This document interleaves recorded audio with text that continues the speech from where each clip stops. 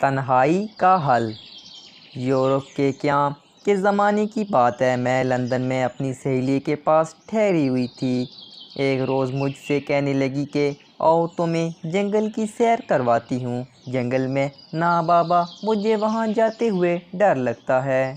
ڈرنے کی بات تھوڑی ہے، میں تمہیں اپنی آنٹی سے ملواؤں گی۔ آنٹی؟ میں نے حیرت سے پوچھا۔ ہاں، وہ جنگل میں رہتی ہے۔ تو کیا وہ اکیلی جنگل میں رہتی ہیں؟ کچھ لوگ اور بھی ہیں، مگر وہاں بہت کم گھر ہیں۔ اچھا۔ میں بے دلی سے اس کے ساتھ اپنی سہیلی کی آنٹی گریس سے ملنے کے لیے چلی گئی تھی۔ 1 گھنٹے کی ڈرائیو پر جنگل آ گیا تھا۔ ہم دونوں ایک چھوٹے سے گھر میں آنٹی گریس کو ڈھونڈنے لگی تھیں۔ وہ باورچی خانے میں چائے کا اہتمام کر رہی تھیں۔ شاید انہیں ہماری آمد کی اطلاع مل چکی تھی۔ وہ خوشی خوشی باورچی خانہ سے نکل کر ہم دونوں سے ملی۔ آنٹی گریس، یہ میری دوست پاکستان سے آئی ہے۔ ویلکم مائی ڈارلنگ، انہوں نے میرا منہ چومتے ہوئے کہا۔ ہم دونوں اس وقت لانگ روم میں بیٹھی تھیں۔ آنٹی گریس چائے بنا کر لے آئی تھیں، ساتھ چاکلیٹ اور بسکٹ بھی تھے۔ چائے پیتے ہوئے میں نے سارے گھر کا جائزہ لینا شروع کر دیا۔ سنسان گھر، اور وہ بھی اس گھنے جنگل میں 3-4 گھروں میں سے ایک تھا۔ کچھ فاصلے پر 3-4 گھر اور بھی تھے۔ اکثر شکاری وہاں آ کر ٹھہرتے تھے۔ ان گھروں میں سوائے چوکیدار کے اور کوئی نہیں رہتا تھا، مگر یہ بوڑھی خاتون اتنی بہادر تھیں کہ وہ اکیلی اس گھر میں ہی رہ رہی تھیں۔ سارے گھر میں سناٹا چھایا ہوا تھا۔ مجھ سے رہا نہ گیا اور میں نے پوچھ ہی لیا تھا، آنٹی آپ اکیلی اس گھر میں رہتی ہیں، بچے نہیں ہیں کیا؟ بچے 2 ہیں۔ اچھا، تو کدھر ہیں؟ ان کی شادیاں ہو چکی ہیں، اپنے اپنے گھروں میں مصروف ہیں، کبھی کبھار آ جاتے ہیں۔ میں اس وقت بہت خوف زدہ ہو رہی تھی تو ان سے پوچھ بیٹھی تھیں، آنٹی آپ کو اکیلے ڈر نہیں لگتا اس اکیلے گھر میں؟ میرا مطلب یہ ہے کہ شہر میں گھر ہوتا تو اکیلے رہنے میں کوئی قباحت نہیں ہوتی، مگر اکیلے رہنا بہت ہی مشکل کام ہے۔ میں اکیلی تو نہیں رہتی ہوں، بہت سے لوگ میرے ساتھ رہتے ہیں۔ چائے پینے کے بعد وہ ہمیں برآمدے میں لے گئی تھیں۔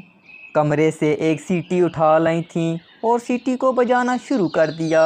ابھی چند ہی لمحے گزرے ہوں گے تو بہت سارے پرندے آن کر ان کے کندھوں پر بیٹھ گئے۔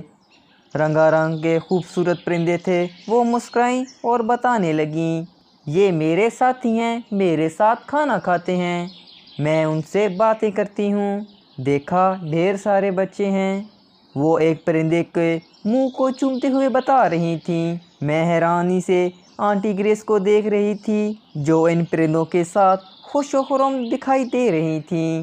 میری حیرانگی کو دیکھتے ہوئے وہ مجھ سے گویا ہوئیں، نہ صرف پرندے میرے بچے ہیں بلکہ 2 بلیاں اور 2 کتے بھی ہیں۔ میں پریشان ہو گئی تھی، پوچھ ہی نہ سکی تھی۔ اس گھنے جنگل میں اکیلے رہنا اور وہ بھی بوڑھی خاتون کا، یہ بات میرے لیے بہت ہی حیران کن تھی۔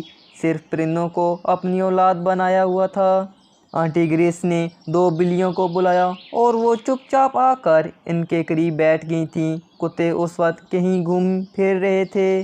آنٹی، یہ جانور یعنی کتے اور بلیاں آپس میں لڑائی نہیں کرتے تھے؟ میری بات کا جواب دیتے ہوئے بتانے لگیں، پہلے تو ان کی لڑائیاں ہوتی تھیں، مگر میں نے ان کی تربیت کرنے میں بڑی محنت صرف کی ہے۔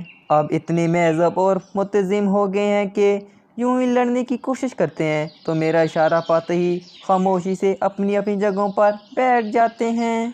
مجھے تو رہ رہ کر خیال آ رہا تھا کہ ایک انسان کی تربیت میں خاصا وقت درکار ہوتا ہے، مگر اس نے جانوروں اور پرندوں کی تربیت کی ہوئی تھی۔ اس بہادر خاتون نے اپنی تنہائی کا حل ڈھونڈ لیا تھا۔ وہ پرندوں، بلیوں اور کتوں کے ساتھ بہت خوش تھیں، اور ایک ہم جو انسانوں کے ساتھ خوش نہیں رہ سکتے۔ وہ اب آتے ہوئے سوچ رہی تھی کہ اس دنیا میں طرح طرح کے لوگ بستے ہیں، ایک خدا ہی ہے جو انسانوں کو جینے کا موقع دیتا ہے۔